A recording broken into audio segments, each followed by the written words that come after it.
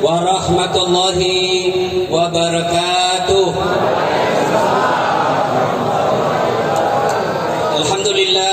Alhamdulillahi rabbil alamin. Wa bihi nasta'inu ala umurid dunya waddin. Asyhadu an la ilaha illallah wa asyhadu anna Muhammadan abduhu wa rasuluh. Allahumma salli ala sayyidina Muhammad wa ala alihi wa sahbihi ajma'in. Amma ba'd.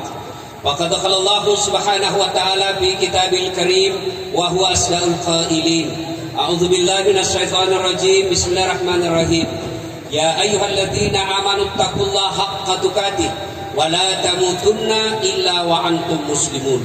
Wahai orang-orang yang beriman, bertakwalah kalian kepada Allah dengan sebenar-benarnya takwa, dan janganlah kalian mati kecuali dalam keadaan beragama Islam.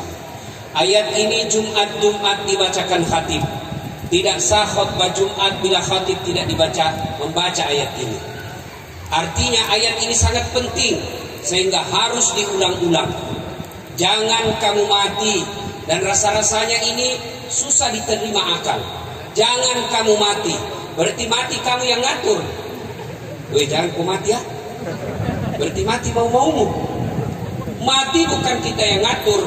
Mau atau tidak, tiba saatnya pasti mati. Orang kaya mati, orang miskin mati, raja-raja mati, rakyat biasa mati, ustad mati. Senangnya semua mati. Berarti yang jadi masalah sesungguhnya bukan mati.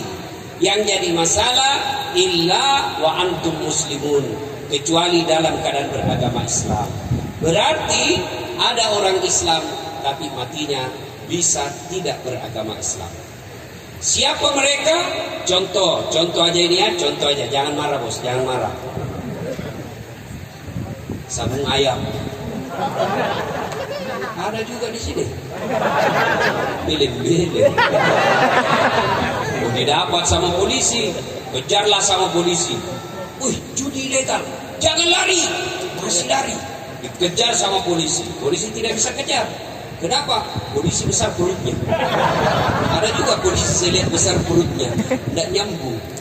Kejar lagi, jangan lari, masih lari. Tembak ke langit peringatan. Jangan lari, tembak 1 kali. Masih lari, tembak 2 kali. Masih lari, tembak 3 kali. Masih lari, terpaksa dilumpuhkan. Tembak kakinya, kakinya ditembak, kepalanya dikena. Saya tanya temanku, bagaimana caranya bos? Kakinya aku tembak, kenapa kepalanya dikena? Dia bilang soalnya waktu dia ditembak dia jongkok. Karena dia. Tapi ini polisi film India, bukan polisi film Indonesia. Bagus polisi ya, bagus polisi orang Indonesia itu orang baik-baik. Mudah-mudah dan komisi polisi. Kalau hilang motormu di pasar Tanah Abang, siapa kau cari? Apa? Ketua RT? Tidak dapat. Siapa kau cari? Polisi. Yo, ibu-ibu, suami dibunuh, anak gadis diperkosa, harta dirampok, ibu rekam, tahu pelakunya, daftar ke polisi. Tolong Pak Polisi, kejar pelakunya, ini orangnya. Apa kata polisi? Mohon maaf, baru saja polisi bubar. Iya toh? Saya pergi ceramah, macet mobil, tidak bisa maju, tidak bisa mundur. Baca surah Yasin, sudah 2 kali hatam, tidak goyang-goyang mobil. Begitu datang polisi lalu lintas, selesai. Makanya jangan musuh polisi. Pun kalau ada polisi minta-minta uang di jalan, itu polisi film India. Kau melanggar, kau dah lihat ini rambu-rambu. Saya lihat Pak. Kenapa kau langgar? Saya tidak lihat Bapak. Kenapa kau dah lihat saya? Bapak sembunyi di tikungan. Ini polisi film India. Ini bisa ceramah kita ini bisa berjalan dengan baik karena ada polisi yang temani kita. Coba kalau tidak ada polisi, datang semua preman rampok ibu di pasar Tanah Abang. Siapa yang melindungi itu Bapak? Polisi. Maka jangan musuh polisi. Doakan saja kalau ada yang suka minta-minta di jalan, mudah-mudahan dapat hidayah. Siapa lagi yang bisa mati dalam keadaan kafir? Siapa? Mereka yang menerima serangan fajar ketika pilkada dan pilpres. Manit irong. Nah itu kau makan uang sogo, ada uang haram dalam perut, mati, bisa mati dalam keadaan kafir. Termasuk pedagang yang suka nipu-nipu pembeli.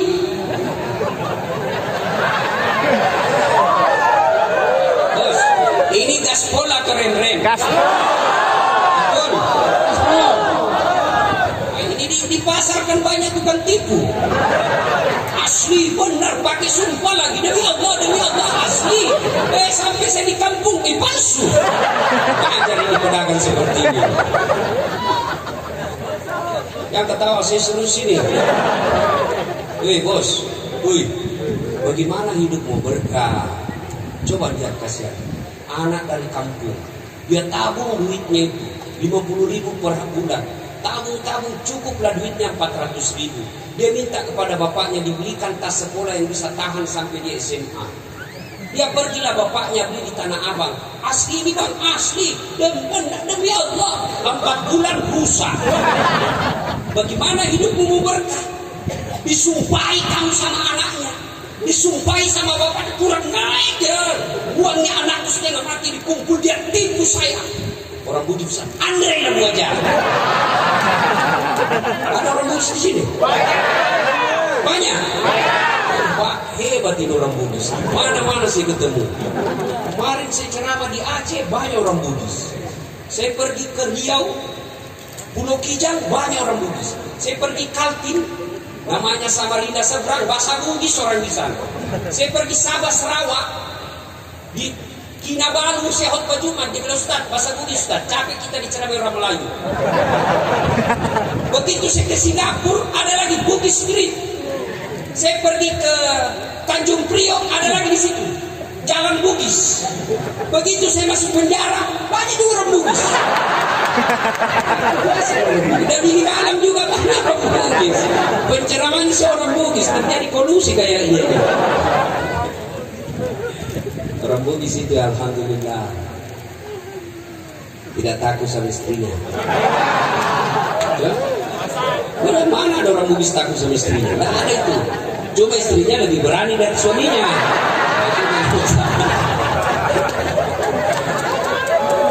Wa qala bismillahirrahmanirrahim. Ya ayyuhalladzina amanu dukhulu fis-silmi kaffatan wa la tattabi'u khutuwatis syaitan innahu lakum aduwwun mubin. Wahai orang-orang yang beriman, masuklah engkau ke dalam Islam secara sempurna dan janganlah engkau ikuti langkah-langkah setan, karena sesungguhnya setan itu musuh yang nyata bagi kalian. Musuh kalian bukan ulama, musuh kalian bukan polisi, musuh kalian bukan STM, musuh kalian bukan pemerintah, musuh kalian adalah setan, di mana setan itu musuh yang nyata bagi kalian, kata Allah. Ketika Bapak Ibu menerima informasi dan undangan tentang acara ini, setan akan menggoda kita. Gak usah kau datang, capek baru kau tutup toko, capek lebih kau pulang tidur. Itu setan menggoda kita. Alhamdulillah Bapak berhasil mengalahkan setan sehingga bisa datang di tempat ini. Apakah setelah duduk mendengar ceramah ini setan putus asa? Tidak, dia goda lagi kita. Gak usah kau dengar ceramah, pegang HP-mu, pegang HP-mu. Maka orang yang pegang HP-nya itu kena godaan setan. Sudah ceramah masih setan itu HP-mu, mengalihkan perhatian. Selama kau pegang HP pasti kau tidak dengar ceramah saya. Yang punya HP sudah dikasih tahu bahwa pegang itu masih godaan setan, masih dipegang, maka bukan lagi kena godaan setan, kau sudah jadi setan, silakan. Woi, simpan dulu HP-mu.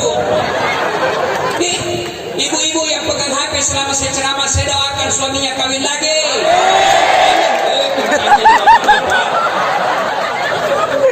Pasti bapak bilang amin, bersiksa selama ini sama istrinya. Sampai dia bilang, ada bapak-bapak masuk surga, sudah mau masuk surga, tiba-tiba dilihat istrinya dalam surga, dia bilang Tuhan tidak jadi deh, saya dapat neraka lagi kalau dia. Simpan dulu HP-nya, Bu, simpan dulu. Saya tidak mau ceramah kalau ada siaran langsung. Boleh minta tolong tidak siaran langsung? Boleh? Kalau mau lihat rekamannya nanti ada di channel saya. jernih gambarnya, suaranya jelas. Selesai nonton jangan lupa like and share. Oh, saya serius. Kalau bisa jangan ada secara langsung. Boleh? Boleh? Saya perlu jelaskan kenapa. Saya ini dokter di bidang media massa. Saya pelajari itu soal media massa. Saya keluar negeri bersekolah soal itu. Setelah saya analisis, ternyata di Indonesia ini ada orang yang cari nafkah, cari duit, memberi makan anak istrinya, ngisi perutnya dengan cara apa? Membuli ulama. Caranya apa?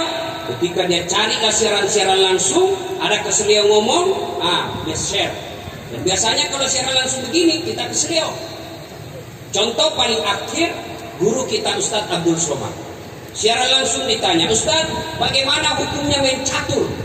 Beliau akan jawab, haram apabila azan berkumandang kalian masih main catur. Haram apabila azan berkumandang kalian masih main catur. Tapi dipotong itu azan. Akhirnya yang kedengar haram main catur. Disebarkanlah itu, maka marahlah seluruh pemain catur termasuk pelatihnya dari Sabang sampai Merauke. Saya juga ditanya, Ustadz bagaimana hukumnya main catur? Haram. Serius, haram. Kenapa bisa? Karena kau bunuh Perdana Menteri sama Raja. Mana bisa menang kalau tidak mati Perdana Menteri? Simpan dulu HP, simpan. Ibu-ibu simpan dulu, sebentar selfie. Ada juga ibu-ibu orang lagi ceramah sibuk selfie. Saya dijadikan background. Itu pot bunga. Coba deh ibu-ibu nanti selesai ceramah dikejar lagi kita itu, Ustaz selfie dulu, Ustaz selfie. Ini yang paling saya tidak senang. Orang capek ternyata disuruh senyum. Selfie Ustaz. Kalau tidak dilayani, dia ambil status lagi, sombong dan makasih. Dan dia ingat sampai mati. Masa tidak ada inilah. Ustaz ulang, Ustaz kabur. Ustaz ulang, Ustaz dalam hati itu bukan HBmu kabur, mukamu memang yang kabur. Simpan HP dulu bisa? Bisa? Insyaallah ya. Wa qala idzan bismillahirrahmanirrahim. Innallaha wa malaikatahu yusholluna 'alan nabi. Ya ayyuhalladzina amanu sallu 'alaihi wa sallimu taslima. Sesungguhnya Allah dan para malaikatnya bersalawat kepada Rasulullah Muhammad SAW. Maka wahai orang-orang yang beriman, bersalawatlah kalian kepada Rasulullah dengan sebaik-baik salawat. Suatu kali Nabi lagi duduk-duduk dengan malaikat Jibril. Nabi lalu melihat ada malaikat 1 juta jari-jarinya. Berapa jari-jarinya, Dek? Berapa? 10. Kau cacat itu kalau kau bilang 10. Ada kaki tuh 20. Ini malaikat 1 juta jari-jarinya, Pak. Nabi kagum, wahai Jibril, malaikat apa itu? Banyak benar jari-jarinya. Itu malaikat mencatat air ketika hujan.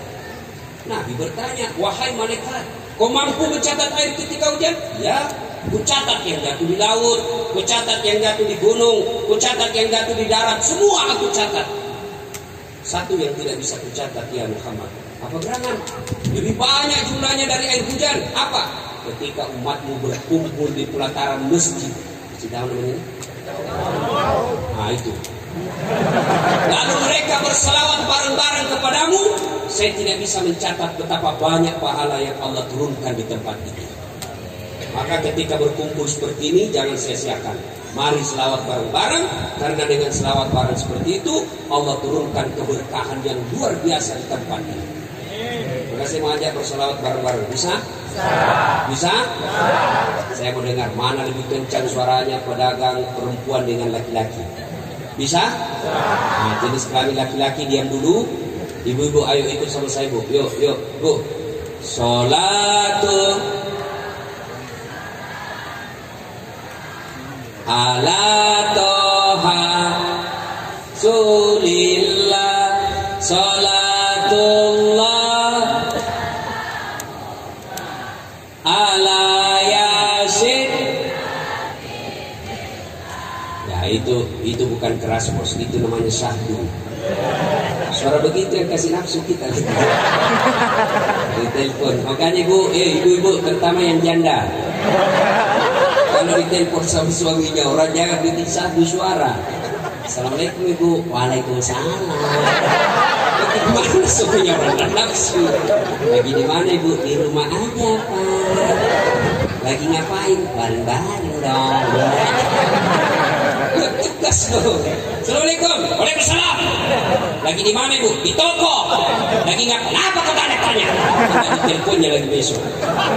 Waalaikumsalam. Caleda.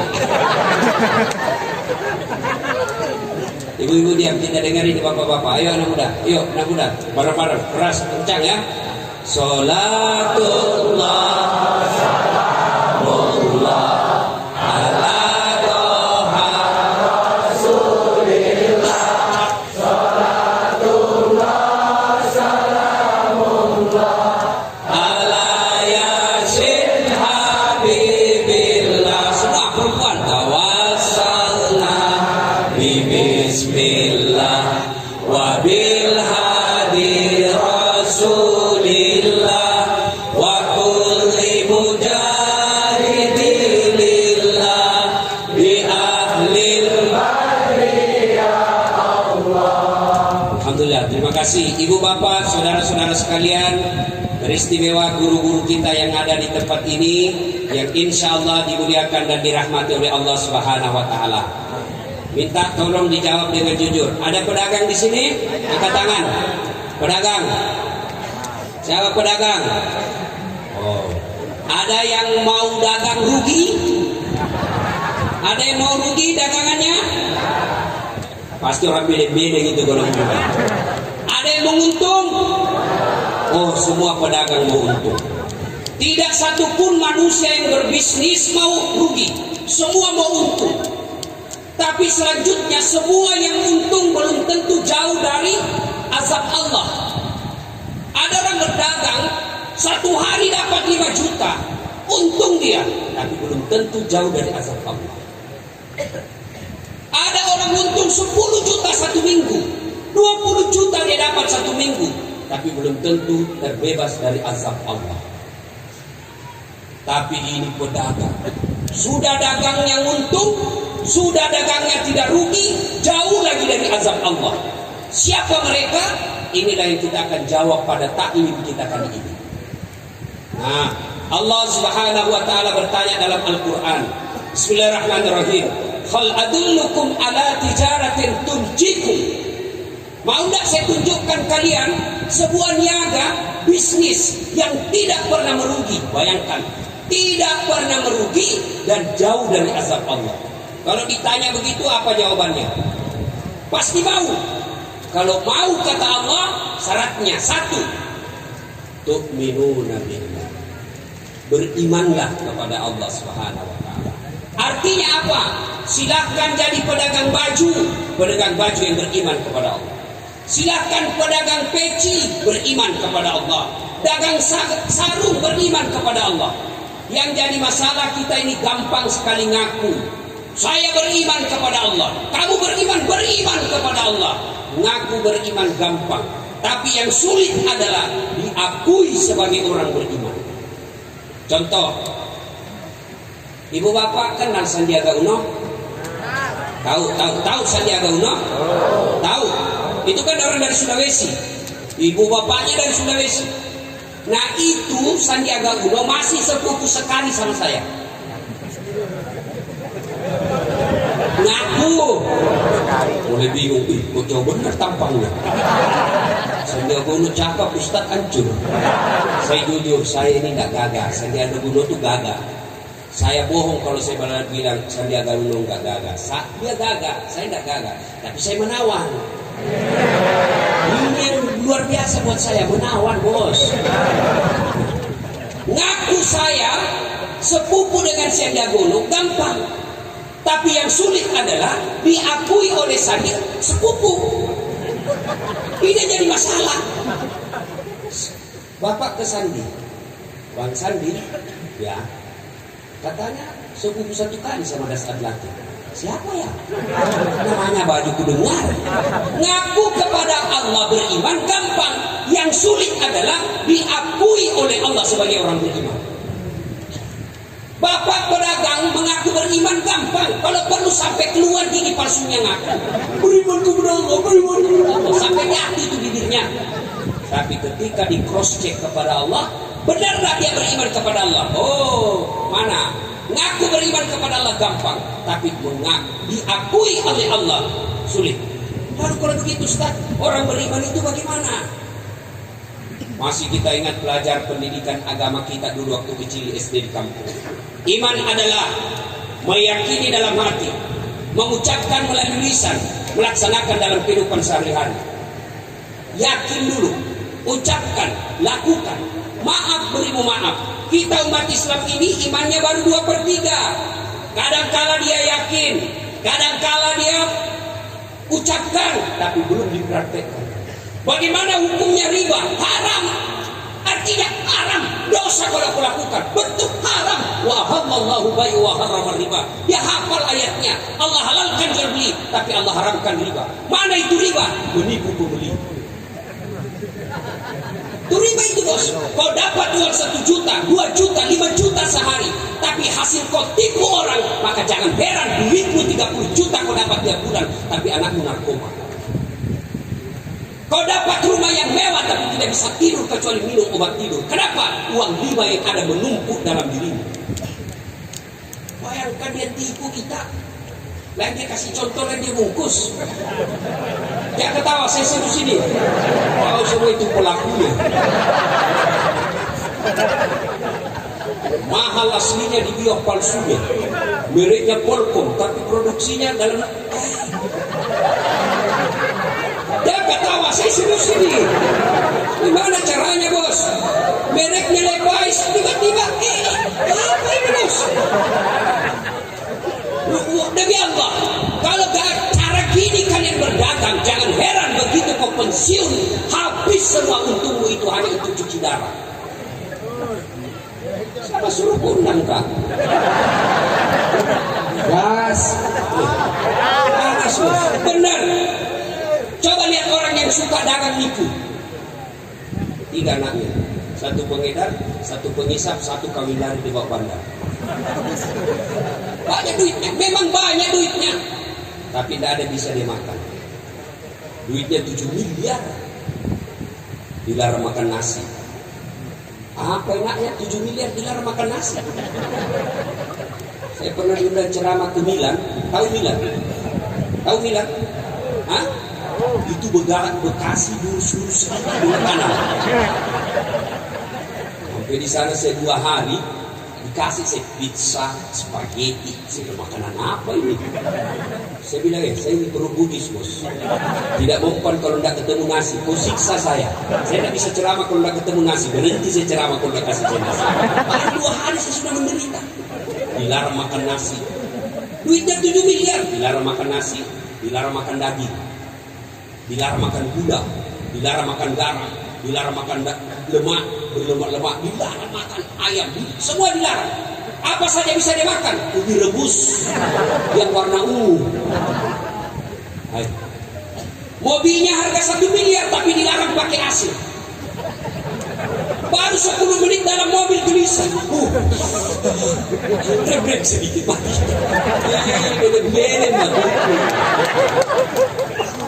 Itu kalau bapak ibu dagangnya nipu pembeli, apa tidak sakit hati pembeli kita pak? Jauh-jauh dari Sulawesi Selatan, duitnya duit susah dia dapatnya, dia tabung bertahun-tahun, modal usaha nantinya, dia pikir yang dia beli asli ternyata sampai palsu, maka sepanjang hidupnya disumpahi penjualnya. Gimana hidup kita mau berkah kalau hidup kita semua sumpahi kita sama pembeli? Tiap hari 4 pembeli kita, tapi semua menyumpahi kita. Gimana hidup kita mau berkah? Tapi lihat orang yang jujur dalam berdagang. Barangkali untungnya tidak seberapa, barangkali mobilnya tidak mewah, barangkali rumahnya pun sederhana, tapi hidupnya tenang, anak-anaknya bisa menjadi anak-anak yang bermartabat. Pedagang penipu, suaminya selingkuh, istrinya membalas. Tiba-tiba minta maaf suaminya, Bu, maafkan saya. Kenapa Pak? Saya hilang. Waktu saya ke Kalimantan dulu dagang, saya hilang. Ada perempuan mirip betul sama ibu. Maafkan saya. Jadi saya selingkuh, maafkan saya hilang. Dia bilang sini nggak apa-apa, saya maafkan kau. Begitulah manusia biasa. Kadang-kala memang kita tidak maafkan karena sudah bulan lalu seminggu. Ini kalau barang yang membentuk dalam diri kita adalah barang-barang haram. Lalu bagaimana berdagang orang-orang beriman itu? Mereka akan seperti Rasulullah. Ya Muhammad, berapa harganya ini kainmu? Apa kata Nabi? Khadijah memberiku 10 dirham. Kau mau beli dengan modal? Boleh. Kau mau kasih saya untung? Silahkan. Kira-kira ada di tanah abang begitu? Hah? Ada? Ada? Nah, maka jangan heran, wajar ketika kita sholat tidak bisa khusyuk. Kenapa makanan ikut mempengaruhi tingkat kehusyukan kita? Kalau kita selalu mengkonsumsi barang haram, maka hati kita jadi keras. Apa hubungannya Ustaz? Tidakkah orang yang lembut hatinya itu ketika dia tahu barang salah, dia tidak akan lakukan. Tapi orang yang keras hatinya, qaswatul qalbi, dia tahu salah, dia tahu haram, tapi dia lakukan terus, maka itu membuat hati bapak menjadi keras, dan wajar bapak sholat tidak bisa khusyuk. Allah. Tadi 200.000, di pulsa 50.000, beli channel 20.000. Mana nih Allah? Di mana sih? Allah masih dicari. Akad ketiga belum dia dapat. Begitu rakaat keempat, assalamualaikum. Oh, di bawah dompet. Itu bapak ibu berdagang. Dagang yang baik itu diyakin, dia ucapkan, dia lakukan dalam kehidupan sehari. Bagaimana hukumnya pakai jilbab? Wajib. Apa artinya? Dosa kalau kau tidak lakukan. Kenapa belum pakai jilbab? Ya sudahlah, saya masih gadis. Nanti kalau pakai jilbab tidak ada yang senang saya. Itu orang beriman. Dia bukan cuma yakini, diucapkan, dilakukan. Itu menurut arti iman secara etimologi. Nah sekarang bagaimana orang beriman? Karakternya menurut Quran. Bismillahirrahmanirrahim. Innamal mu'minuna alladzina idza dzukirallah wajilat qulubuhum. Orang beriman itu apabila, dengar, orang beriman itu apabila dia dengar nama Allah bergetar hatinya. Apa yang disebut bergetar hatinya? Nah, contoh paling sederhana. Adik-adik, bapak-bapak pernah jatuh cinta? Ya memang kau belum disunat. Ya? Pernah jatuh cinta? Oh, kalau saya bukan pernah, sering. Itu kalau orang jatuh cinta seperti saya, jangankan saya lihat mukanya, dengar aja namanya. Dia bilang orang di Makassar, dung-dung glet. Apa itu dumba-dumba gleter? Saya dengar saja namanya, sudah bergetar hati saya. Fatimah, lah sekali ini. Siapa yang sebut pacarku? Coba lihat, orang kalau dicinta, jangankan lihat wajahnya, dengar aja namanya sudah menenangkan kalbu. Kenapa? Karena itu dicinta. Tapi apabila disebut namanya Allah, mampu menggetarkan hati kita, itu baik. Tapi kalau tidak, berarti iman kita belumlah seperti yang Allah miliki. Bagaimana nama Allah mampu menggetarkan hati kita? Allah kita permainkan nama-namanya. Mana disebut mempermainkan nama Allah? Dia pakai sumpah dalam berdagang. Asli enggak? Demi Allah. Betul. Wallah. Kau permainkan nama Allah. Kau datang pengajiannya, insya Allah. Kayak 17 tahun di Mesir. Insya Allah. Ketemu besok kenapa kau tidak datang pengajian? Saya kan bilang insya Allah. Padahal dalam hati dia sudah tidak mau. Tidak boleh bapak mengatakan insya Allah ketika dalam hati tidak mau. Yang wajib mengucapkan insya Allah ketika memang dia mau. Jangan anggap enteng insya Allah. Ada cerita wallahu a'lam benar atau tidak. Pedagang kambing. Dia dagang, ketemu sama Pak Ustadz mau pergi sholat duhur. Dia bilang, Pak Ustadz, Pak Haji mau kemana? Ke pasar. Untuk apa? Jual kambing. Dia bilang, Pak Ustadz, kau bilang lah insya Allah. Apa insya Allah? Itu pasar sudah dekat. 4 kali saya lompat sudah sampai. Ya aku tak kabur. Kau bilang insya Allah. Apalagi insya Allah ini sudah dekat. Dia pergi berlalu. Pak Ustadz pulang sholat duhur, dia sholat asar, pulang sholat asar, ketemu lagi. Pak Haji, dari mana? Ternyata setelah sampai di pasar terjadi kebakaran, Pak. Terbakar semua pasar, termasuk kambingnya. Dan pedagang tadi. Pulang, Assalamualaikum Pak Haji. Waalaikumsalam. Mau kemana Pak Haji? Insya Allah habis kambing terbakar. Apalagi sudah insya Allah sudah habis. Ya, maka kalau berjanji insya Allah. Tapi tidak boleh memperkaya namanya Allah, tidak boleh mengatakan insya Allah kalau memang dalam hati tidak mau. Lebih jujur. Datang pengajian sebentar mainlah. Saya mau sekali tapi ada sepak bola. Daripada saya pergi tidak konsentrasi juga dengar ceramah gara-gara menonton bola, sudahlah lain kali saya ikut pengajian. Ini lebih sportif. Jangan mengucapkan insya Allah ketika tidak mau. Yang kedua, yang pertama, orang beriman itu bergetar hatinya ketika disebut namanya Allah. Yang kedua, orang beriman menurut Quran tadi apabila mendengarkan ayat-ayat Allah bertambah imannya. Selesai dengar dakwah, tambah imannya. Oh, benar yang dibilang Ustaz Dasar tadi itu. Insya Allah saya akan memperbaiki cara saya berdagang besok.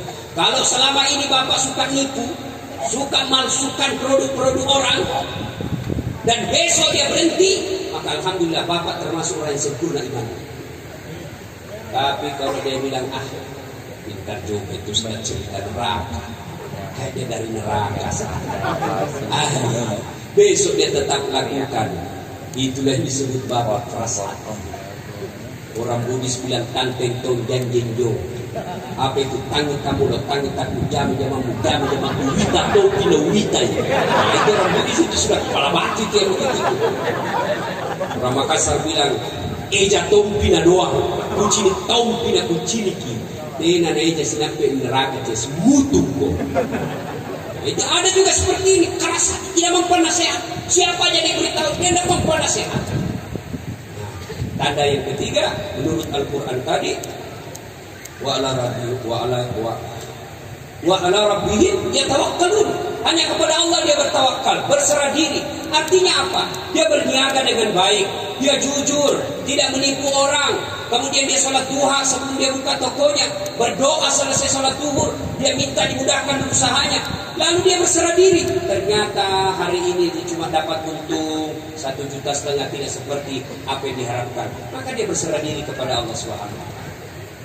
Nah, ibu bapak, saudara-saudara sekalian, tanda orang beriman, berdagang, kalau mau berdagang yang jauh dari azab Allah, mereka berniaga menyertakan iman. Iman ini, bapak kalau pergi berdagang, bawa ke toko. Rata-rata kita beriman ketika sholat duhur di musola, beriman ketika dia maghrib di masjid, beriman ketika sholat berjamaah di masjid. Ketika mau ke pasar, dia simpan imannya di laci. Manda usah kau ikut. Kalau kau ikut saya tidak bisa culas. Maka orang yang ingin berniaga jauh dari azab Allah, bahkan dia untung selama-lamanya, syarat pertamanya beriman kepada Allah. Yang kedua, beriman kepada Rasulullah Sallallahu Alaihi Wasallam. Suatu kali Rasulullah bertanya kepada sahabat, saudara-saudara sekalian, siapa yang paling menakjubkan imannya? Menakjubkan itu Pak, mengagumkan, bukan yang paling baik imannya. Menakjubkan itu mengagumkan, mengherankan ya, mengherankan. Nabi bertanya, siapa yang paling menakjubkan imannya atau mengherankan? Kata para sahabat, malaikat ya Rasulullah. Kata Nabi, tidak. Bagaimana mereka tidak beriman? Mereka bertemu dengan Allah, mereka menampak Allah. Kalau begitu, Anda para Nabi dan Rasul. Kata Nabi, bukan. Bagaimana kami tidak beriman kepada Allah? Kami menerima wahyu, kami mendapat mujizat, kami bisa berdialog dengan malaikat. Kalau begitu, kami ini sahabatmu ya Rasul. Nabi berkata, tidak. Bagaimana kalian tidak beriman kepadaku? Beriman kepada Allah? Kalian hidup dengan saya? Ada masalah kau bisa tanya langsung sama saya? Kalau begitu siapa ya Rasul? Kata Nabi, mereka umat atau saudara-saudara kita setelah kita ini semua. Sahabatnya berkata, siapa? Mereka yang beriman kepadaku, beriman kepada Allah, yakin kepadaku, melaksanakan sunnah-sunnahku, meskipun mereka tidak pernah melihat Allah, tidak pernah ketemu dengan malaikat, tidak pernah bertemu saya, tidak pernah melihat mujizat, tapi mereka beriman kepada Allah dan Rasulnya. Kita lagi ini semua pedagang-pedagang yang hadir di tempat ini, tidak pernah melihat Nabi. Kita hanya meyakini Nabi melalui dakwah. Berimanlah kita Islam. Nah, setelah beriman kepada Nabi, apa yang selanjutnya kita lakukan? Melaksanakan sunnah-sunnahnya. Ini biasa kalau kita bicara sunnah, kadang-kala kita bertengkar. Ya, terutama apa? Ini banyak biasa ada ini kajian sunnah.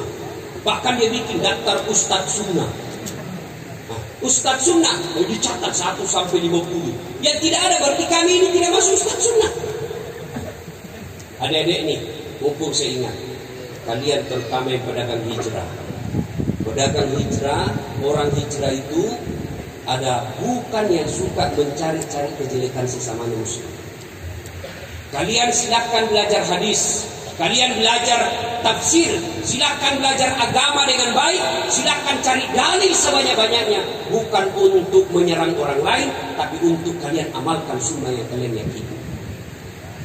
Kalian akan sesat dan tidak dicintai Allah dan Rasulnya kalau kalian mencari dalil, menggali dalil, sekolah sebanyak-banyaknya, baca buku. Tujuannya apa? Menyerang orang yang berbeda pendapat dengan kalian. Tidak dicintai oleh Allah dan Rasulnya. Silakan lakukan sunnah yang kalian yakini, tapi jangan menyerang orang yang tidak berbeda, yang berbeda pendapat. Kadang-kadang di masjid-masjid ini kita kan bikinlah komunitas ustadz ini, komunitas ustadz ini. Saya diminta juga, Ustadz bikinlah sahabat Ustadz Dasat. Saya bilang tidak, semua sahabat saya. Kalau ada sahabat Ustadz Dasat, komunitas sahabat Dasat, berarti ada bukan sahabat saya. Tidak semua ustadz, kita ini semua bersahabat. Kadang-kadang ini ketika kita hijrah, sahabat Ustadz A tidak mau dengar ceramah B, sahabat Ustadz C tidak mau dengar. Makin banyak ustadz yang kalian dengar, makin bagus. Jangan mempersempit ilmu. Tentara itu orang yang baru belajar agama 1-2 buku, gampang dia sesatkan orang, gampang dia salahkan. Sama saya. Waktu awal-awal saya belajar agama, rasanya ini sendiri saya benar, semua salah. Sampai saya pulang kampung, bapak saya bilang aliran sesat ini anakku kapan. Kenapa? Sepupu satu kali saya tidak mau jabat tangan perempuan. Marahlah satu kampung, sombong sekali. Padahal jabat tangan pun masih selisih pendapat ulama. Syafi'i bukan, tidak boleh. Imam Ahmad boleh selama kalian tidak nafsu. Bisa jadi bapak tidak jabat tangan tapi dapat dosa. Kenapa? Bapak bayangkan. Bapak dapat tangan, tapi bapak bayangkan pahanya orang. Dosa bos. Agak tahu saya sini. Saya lihat paha, belum tentu saya dosa, tergantung sikap. Bagaimana saya bereaksi? Saya lihat paha, belum tentu saya berdosa. Kenapa? Saya ucapkan Subhanallah. Saya dapat pahala. Kenapa? Saya memuji Allah. Maha suci Allah yang telah menciptakan keindahan itu. Saya berpahala meskipun saya lihat. Bapak lihat berdosa. Kenapa? Bapak bayangkan. Dosa bos. Bapak bahkan bisa jadi mulut istighfar dapat dosa. Kenapa? Karena bapak menikmati. Lihat pahanya orang pembeli. Bapak istighfar tapi melotot. Mulut istighfar karena dosa. Kenapa kau nikmati? Saya tidak melotot. Subhanallah. Tapi cewek jangan menganiaya kami. Mari kerjasama. Kami jaga mata. Tolong ada cewek jaga akhlak. Biar kami jaga mata. Kalau kalian gentayangan, bisa bagus. Betul? Ustaz juga suka. Saya manusia biasa. Ayat tidak mengatakan la takrahu zina illa ustaz. Jangan dekat di sini kecuali ustaz. Jangan dekat di sini kecuali pedagang hijrah. Wah, semua berlaku itu ayat. Biar ustaz hancur juga kalau ketemu cewek cantik. Masa iya, saya jujur bos. Daripada Bapak saudara-saudara sekalian, ini syarat yang kedua, cintai Rasulullah. Bagaimana mencintai Rasulullah? Mengamalkan sunnah-sunnahnya. Nah, berkaitan dengan dagang, sunnah apanya Rasulullah yang kita amalkan? Sunnah sholat duha. Sholat duha. Rasulullah tidak pernah meninggalkan sholat duha. Maka ibu bapak kalau mau sukses dagangannya, sebelum buka toko, sholat duha dulu. 2 rakaat minimal sampai 8. Saya tidak tahu solinya Ustaz. Ini yang selalu ditanyakan ibu-ibu. Ustaz, apa niatnya? Dengar ibu, niat itu tidak harus diucapkan. Niat itu dalam hati sudah selesai. Niat itu bahasa hati, bukan bahasa lisan. Maknanya apa? Ibu nih lagi duduk-duduk di warung, di tokonya, lagi sepi pembeli. Ibu tiba-tiba, saya mau sholat duha dulu deh. Itu sudah niat. Ambil wudhu, sholat. Mau ucapkan boleh bahasa Arabnya. Sholli sunat al-duha, kata ini lillahi ta'ala, Allahu Akbar. Saya niat sholat sunnah duha, 2 rakaat sunnah hukumnya bagi saya lillahi ta'ala, Allahu Akbar. Saya tidak hafal itu Ustaz, ya sudah, cara praktis saja. Berdiri tegak menghadap kiblat, kemudian begini, Tuhan, sholat sunnah duha ya, Allah. Sudah.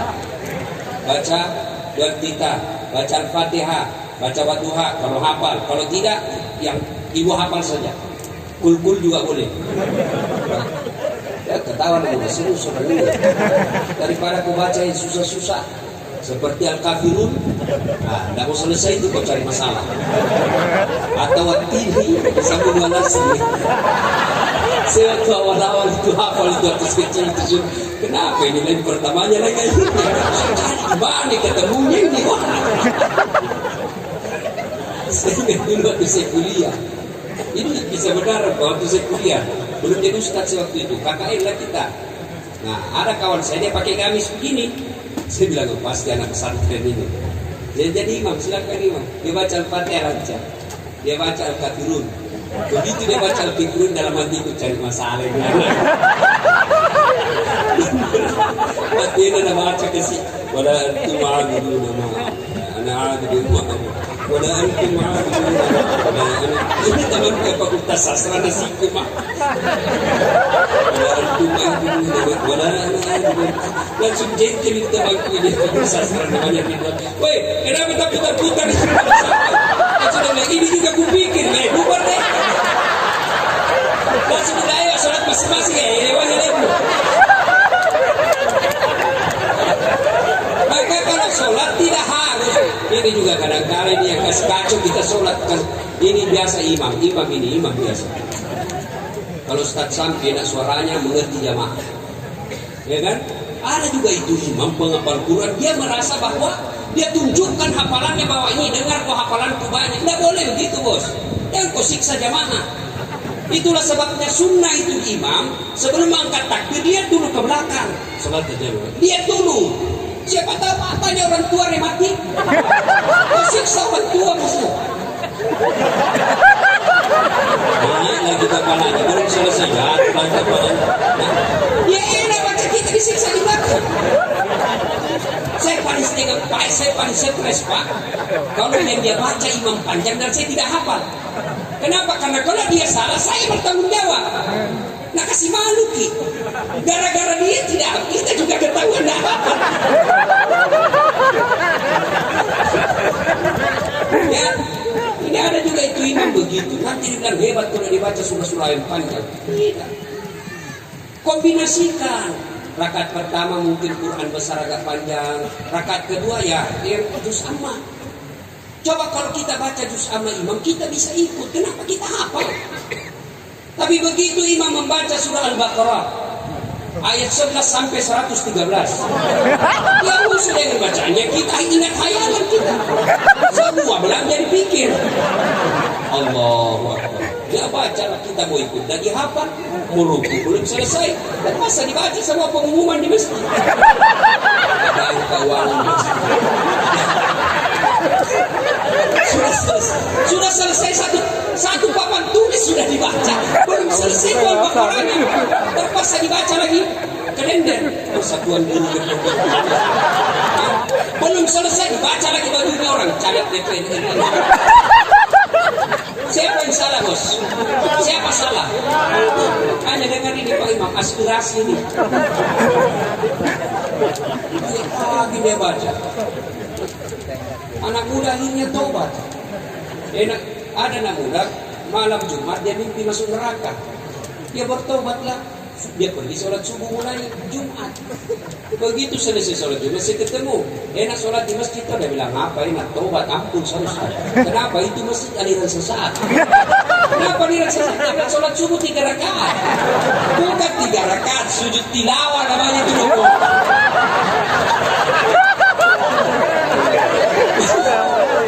Makanya itu imam dia asal takbir baru masuk Islam. Atau Islam tapi baru tobat hari ini. Nah, ini Jumat kita sujud tilawah, membaca surah Sajadah. Kita sujud nanti, jangan kaget ya. Biasa juga kita itu manusia sendiri, kita begini ternyata. Ya. Nah, Bapak saudara-saudara sekalian, ya, pedagang, nah, orang yang beriman itu sunnah, amalkan sholat duha. Ibu-ibu amalkan sholat duha, 2 rakaat salam. Saya bukan mau menyombongkan diri, hanya untuk motivasi adik-adik sekalian. Adik-adik motivasi. Kalau adik-adik lihat nama saya itu, kan jarang-jarang juga orang punya gelar seperti saya, bos. Gua doktornya, bos. Bukan kaleng-kaleng ini. Bukan belen-belen, yang ditanya yang dijelaskan. Kalau juga itu begitu, yang ditanya yang dijelaskan. Masya Allah. Bos, dek, apa andalan saya dari dulu sampai sekarang? Soal dunia. Siapa yang punya dunia ini, bos? Siapa? Allah. Berarti kalau kalian mau punya di dunia, dekati yang punya. Siapa yang punya anak gadis pacarnya? Ibu bapaknya. Mau lolos lamaranmu, dekati ibu bapaknya, bawa ke pisang. Ada untukmu, belikan oleh-oleh mamanya. Tiap hari kau bawakan, akhirnya lulu perasaannya. Wih, baik ini, betul tidak cakep, tapi baik ini nak. Dia malah lobikan supaya anaknya mau sama kamu. Allah punya dunia, pacari Allah. Dan Allah tidak seperti gubernur diketemui. Ketemu gubernur kan ribet. Ketemu dulu tim suksesnya. Dia bilang tim sukses, saya cuma tim sukses. Silakan ketemu sama ajudan, ini nomor teleponnya. Dikasihlah kita, ketemulah ajudannya. Ajudan, bikinkan proposalnya. Sudah bikin proposalnya, ya silakan bawa ke sini. Bapak datang lagi minggu depan. Datang minggu depan, bagaimana proposal saya? Baru dibaca oleh kepala dinas yang bersangkutan. Silakan Bapak datang minggu depan. Sudah datang lagi Bapak minggu depan, bagaimana? Kepala dinas baru mau diskusikan sama gubernur. Datang lagi minggu depan Pak ya. Datang lagi minggu depan, apa kata Pak Gubernur baru mau membaca untuk disposisi kepada siapa? Bapak datang lagi minggu depan. Datang minggu depan, oh baru dibentuk tim untuk pelajari masalah. Sudah datang lagi minggu depan, datang lagi minggu depan, sudah bentuk tim. Dia bilang, sudah Bapak sudah siap menerima Pak Gubernur minggu depan Pak. Bapak datang jam 8 ya. Datanglah Bapak jam 8 pagi, jam 5 sore baru diterima kenangan tamu. Begitu diterima gubernur, apa kata gubernur? Mohon maaf, saya sudah baca proposal Bapak. Terima kasih Bapak membantu kami selama ini waktu pilkada. Tapi maafkan saya, alokasi dana untuk ini tidak ada. Sia-sia waktu 2 bulan tidak ada hasil. Kepada Allah, Bapak boleh datang tengah malam sholat tahajud. Baru bangun, Bapak rindu mengadu kepada Allah. Silakan sampaikan dalam sholat subuh. Ternyata tengah hari dagangan sepi, Allah nunggu sini kau sholat dulu. Lapor ke dalam sholat dulu. Masih sepi di sore hari, Allah nunggu sini kau datang kau melapor dalam sholat asar. Tutup dagangan ternyata masih sepi, lapor lagi kepada dalam maghrib. Mau tidur gelisah, Allah di sini kau lapor di sana. 24 jam Allah boleh bertemu. Baik yang banyak modalnya maupun yang tidak punya modal sama sekali boleh, tapi sama dengan Allah. Maka ketika mau punya dunia ini, Allah kasih fasilitas namanya sholat duha. Sholat duha itu khusus untuk membuka pintu dunia. Maka mintalah dalam sholat duha. Adik-adik, biar pedagang-pedagang muda minta kepada Allah daripada Bapak minta sama kredit. Itu tukang kredit kalau mau minta cantik betul, bagus betul semua bicara-bicaranya itu. Oh, kalau Bapak tambah modal, bisa lagi nanti, bisa dijadikan ini ke jaminan ini rukonya, kami bisa kasih modal 2 miliar, tambah lagi. Susah. Kalau Bapak punya utang kan memberikan semangat untuk bekerja. Itu bicara orang minta kejar target itu.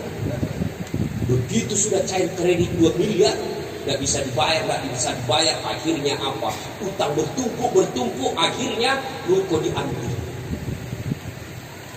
Karena Bapak lebih menggantungkan harapan kepada bank daripada kepada Allah. Minta dalam sholat duha. Saya tidak tahu berdoa. Berdoa tidak harus pakai bahasa Arab. Ibu-ibu, Bu, Bu, doa mau kaya, mau laris dagangannya, betul. Nah, ikuti saya, ini doanya, bareng-bareng. Ayo Bu, Bismillahirrahmanirrahim.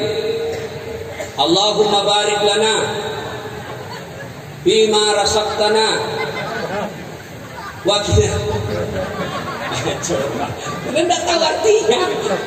Berdoa tidak harus pakai bahasa Arab, boleh pakai bahasa Indonesia. Bahkan boleh Bapak Ibu berdoa begini, ya Allah, Engkau sudah tahu aku yang ku mau, maka kabulkan. Daripada Bapak putar-putar pakai bahasa Arab tidak ngerti, bingung malaikat.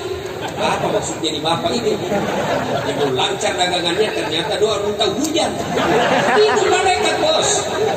Maka silakan dalam sholat duha, Assalamualaikum warahmatullahi wabarakatuh, Assalamualaikum warahmatullahi wabarakatuh, silakan minta kepada Allah dalam bahasa apa saja. Bahasa Bugis boleh, bahasa Melayu boleh, bahasa apa saja. Allah multi bahasa. Ya Allah, saya ingin mengumrahkan orang tua saya, tapi mustahil saya bisa lakukan, ya Allah, jika rezekiku seperti ini tiap hari. Tidak ada yang mustahil di sisimu, ya Allah. Murahkan rezekiku, ya Allah, agar saya bisa membahagiakan sisa-sisa hidup orang tuaku, mengumrahkannya. Masa Allah tidak kabulkan? Pada Allah sudah janji, ud'uni astajib lakum. Mintaku kepadaku, pasti saya kabulkan.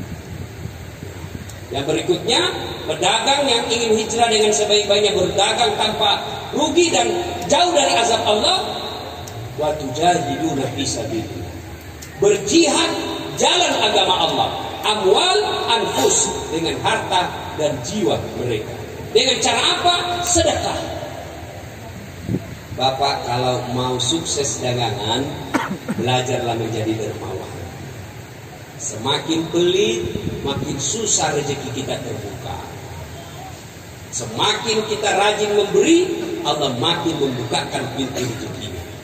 Maka jangan heran kalau Bapak terlalu pelit, sudah sewajarnya bersedekah tidak mau bersedekah, maka Allah akan paksa keluar duit kita dengan sia-sia. Dengan cara apa? Tiba-tiba mobil kita tabrak mobil lalu lintas. Polisi lalu lintas ditabrak, siapa tak repot? Security aja ditabrak, repotnya minta ampun. Tiba-tiba anak kita ketahuan HIV/AIDS. Tiba-tiba kita ketahuan bahwa anak kita narkoba. Itu sebabnya dagangan kita menghalalkan segala cara, lalu kita tidak mau bersedekah, enggan bersedekah. Amwal anfus, sedekah dengan harta dan jiwa kita. Harta telah dikatakan, saya tidak punya harta untuk bersedekah, Ustaz. Sedekah dengan apa? Jiwa kita, dengan tenaga kita. Ada pembangunan masjid, ada pembangunan musalla di tempat kita berniaga, sedekahlah. Sedekah dengan duit bagi mereka yang ada duitnya. Sedekah dengan tenaga bagi mereka yang ada tenaganya. Sedekah dengan ilmu bagi mereka yang punya ilmu. Tidak punya duit, tidak punya tenaga, tidak punya ilmu, Ustaz. Sedekahlah dengan apa? Diam. Diam. Ada juga orang tidak punya sedekah duit, tidak punya sedekah ilmu, tidak punya sedekah tenaga, ngoceh tidak. Diam aja kau, bos. Nah, ibu bapak, saudara-saudara sekalian, apabila ketiga hal ini kita lakukan dalam berniaga, maka janji Allah, itulah orang-orang yang aku berikan rahmat dan pertolonganku, dan aku jauhkan dari azab Allah. Ibu bapak, saudara-saudara sekalian, ini saja tausiah kita pada taklim kita kali ini. Mudah-mudahan ada manfaat. Saya tidak tahu dari panitia apakah malam ini ada sesi tanya jawab atau tidak. Kalau ada yang saya lupa, mohon maaf. Sedekah itu kepada siapa, Ustaz? Lebih utama sedekah kepada pegawai. Misalnya ibu juragan ibu. Ibu punya pegawai ada 3 orang. Nyata-nyata dia perantau, nyata-nyata dia ngontrak-ngontrak di Jakarta. Ibu punya rezeki, hitung gitu penghasilan kita selama sebulan, dikeluarkan zakatnya 2,5%, maka diberikan pegawai. Lebih utama diberikan kepada pegawai. Ada lagi saya lupa tadi. Salah satu sebab susahnya juga rezeki masuk kalau kita menjadi pengkhianat dalam rumah tangga. Ya, jadi istri tidak tahu menghargai suaminya yang lagi dagang. Jadi suami tidak tahu menghargai istrinya yang lagi setia di rumah menunggui. Tadi pagi saya dinding ada WhatsApp curhat sama ibu-ibu. Ibu-ibu curhat sama saya, Ustaz, bagaimana saya cara minta ampun? Suami saya ini pekerja di luar, kadangkala 2-3 bulan baru dia kembali. Nah, saya merasa kesepian. Lalu saya berkenalanlah dengan seorang lelaki di medsos. Ini akibatnya kalau ibu selalu curhat di medsos. Ada apa-apa, kesepian banget. Itu mulai terdapat kalau laki-laki jahat.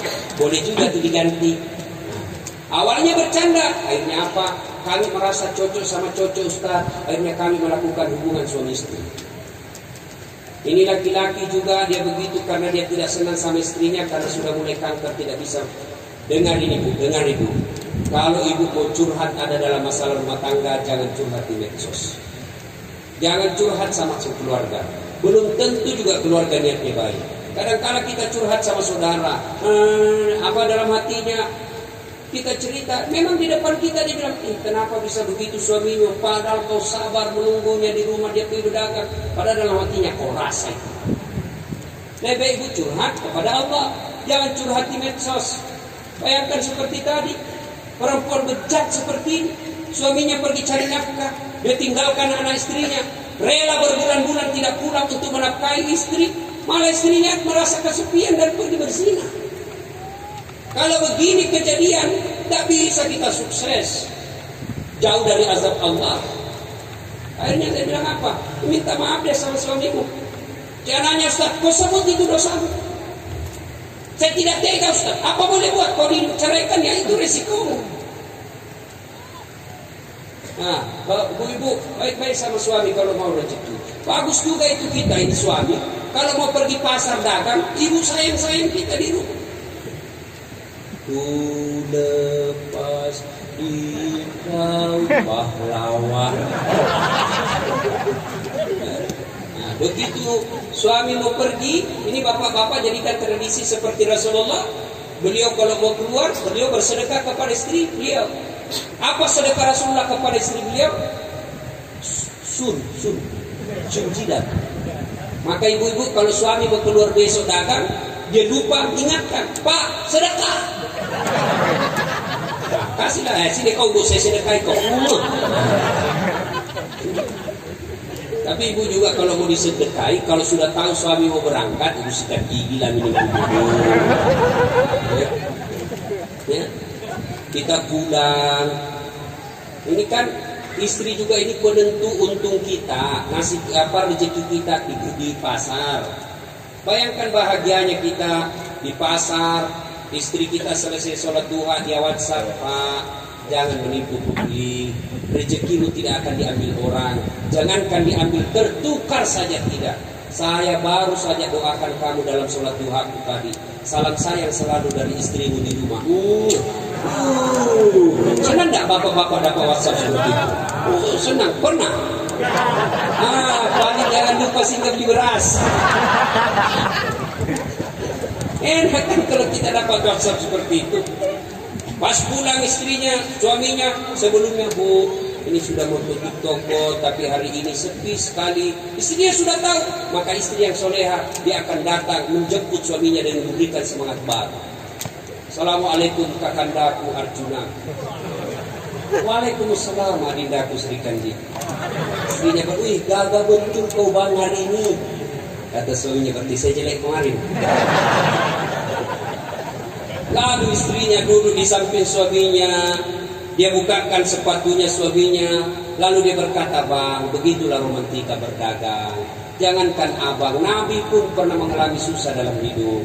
Tak mungkinlah kita dagang untung terus. Inilah romantika. Hari ini dagang, besok lagi untung, besoknya lagi rugi. Itulah dunia. Kadang-kala untung, kadang-kala rugi. Tapi Bang, sabar saja Bang. Lalu dia peluk suaminya lalu menyanyi, bila kamu di sisiku, hati rasa syahdu. Tenang suami, sudah ada apa-apa deh. Masya Allah. Jangan baru pulang langsung HP-nya kau periksa. Bagaimana nak kita serangan jantung? Lupa lagi pasang password. Apa mati kita mati. Gimana kita suka bohong? Karena ibu juga kalau kita jujur ngamuk. Masalah dibohongi supaya senang. Sama istri saya kan. Ada kawan saya di kampung masih selalu nelpon cinta monyet dulu di kampung. Begitu dia lihat banyak video-video saya viral, Mas selalu juga menelpon. Saya mau blokir. Nggak enak nanti dia bilang saya sombong. Saya mau terima. Terancam memanyicet. Paksa. Ku tulis lagi situ namanya penjual batu bata. Begitu saya lagi duduk-duduk sama istri, tiba-tiba bunyi. Istri saya pergi lihat, dia teriak, Ustaz, penjual batu bata. Sudah jangan angkat saya, itu tagihan. Oh, selamat saya. Saya pulang ceramah suatu hari. Saya tahu, saya bikin teh. Saya ambil itu toples tulisan gula. Begitu saya minum, asik.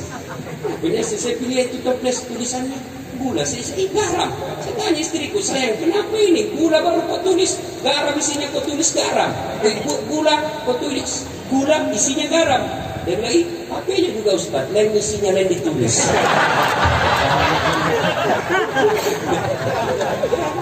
Nah ibu, kalau pulang suami sambut dengan baik. Bapak juga jangan suka tipu istri. Alasan tidak ada untung padahal sudah ada untungnya. Kalau anak istrinya minta duit selalu banyak alasannya. Giliran teman sekolahnya dulu waktu kuliah SMA cepat sekali ditransfer. Tidak bakal ada berkah hidup kalau bapak selalu nipu istri. Coba lihat istri kita Pak. Coba lihat istri kita. Bayangkan dia tinggalkan keluarganya. Ada yang sampai curhat sama saya, Ustaz bagaimana hukumnya ini? Bapak saya sakit di kampung Ustaz. Diminta saya pulang ke Mani. Saya hanya satu-satunya anak perempuan. Dan yang bisa ngurus saya Ustaz. Tapi suami saya juga tidak bisa saya tinggal. Coba bayangkan. Bagaimana kalau kita pada posisi begitu? Antara orang tua dengan suami. Itulah istri kadang-kadang milih mengurus suami dan anaknya. Lalu kita berkhianat kepada istri sebaik itu.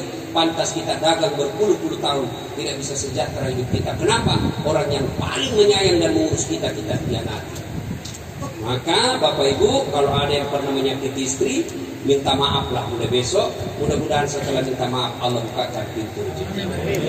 Inilah tausiah kita, mudah-mudahan bermanfaat. Saya mohon maaf tidak bisa maksimal sebab jujurnya hari ini saya masih dilarang dokter untuk menerima acara.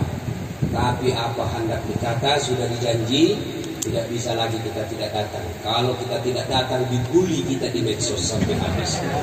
Doakan saya mudah-mudahan sehat walafiat. Maaf, mudah-mudahan ada manfaat. Kalau ada yang ingin didiskusikan, silahkan ditanyakan kepada Ustaz Fahrul Rosi.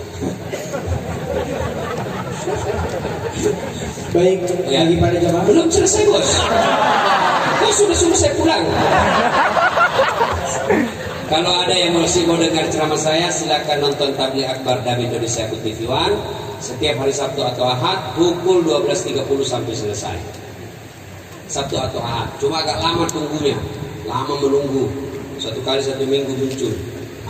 Ada yang setiap saat boleh nonton. Gimana caranya Ustaz? Gampang. Gimana? Ambil HP, buka aplikasi YouTube. Tulis nama saya Dasat Latif. Maka keluarlah ceramah saya yang ribuan itu. Ada di situ yang adik-adik yang sudah punya usaha belum punya jodoh, ada di situ kiat sukses menemukan jodoh. Cari judulnya itu ada di situ. Ya? Sudah, jangan lupa kasih tanda begini. Bos. Jangan kau kasih begini. Kalau kau kasih begini dicari kau malaikat pencabut nyawa. Ceramah kau kasih begini. Memangnya penyanyi dangdut. Ada juga ceramah dikasih begini dicari kau nanti malaikat di akhirat. Kenapa ceramah kau kasih begini? Saya tidak suka, jangan kau nonton. Memangnya ini festival lagu dangdut. Ya. Coba cepat habis kuota 1 jam menguras kuota. Maka saya sediakan yang tidak menguras kuota. Namanya Chelsea. Ceramah singkat 1 menit saja. Gimana caranya Ustaz? Follow saya di Instagram. Dasat Latif 1212. Dasat Latif 1212. Ada persoalan mau ditanyakan silakan di DM. Ada mau ditanyakan silakan SMS. Boleh, insya Allah saya jawab. Yang penting jangan suruh saya bayar. Ada juga SMS itu kita disuruh bayar. Nomor ini gagal mengirim pesan. Jika Anda ingin setuju bayar 360.000 rupiah detik yes. Begitu saya yes, pertanyaan muncul lah. Ini sudah dijawab kasih nama. Kita juga disuruh bayar. Tinggal 8 jam batang. Bapak saudara-saudara sekalian, ya silakan mau tanya boleh lagi. Cuma biasa agak lama harus jawab sebab ngantri, ya. Demikian, mudah-mudahan ada manfaat. Lebih dan kurangnya mohon dimaafkan. Dun wal kalam yasrun. Billahi fi sabilil haq. Assalamualaikum warahmatullahi wabarakatuh. Jazakallah khairan kepada saudara-saudara. Semoga apa yang disampaikan oleh beliau bisa bermanfaat untuk kita, dan yang lebih penting adalah kita yang amalkan dan istiqomah dalam menjalankan apa yang telah disampaikan oleh Ustaz. Jazakallah khair.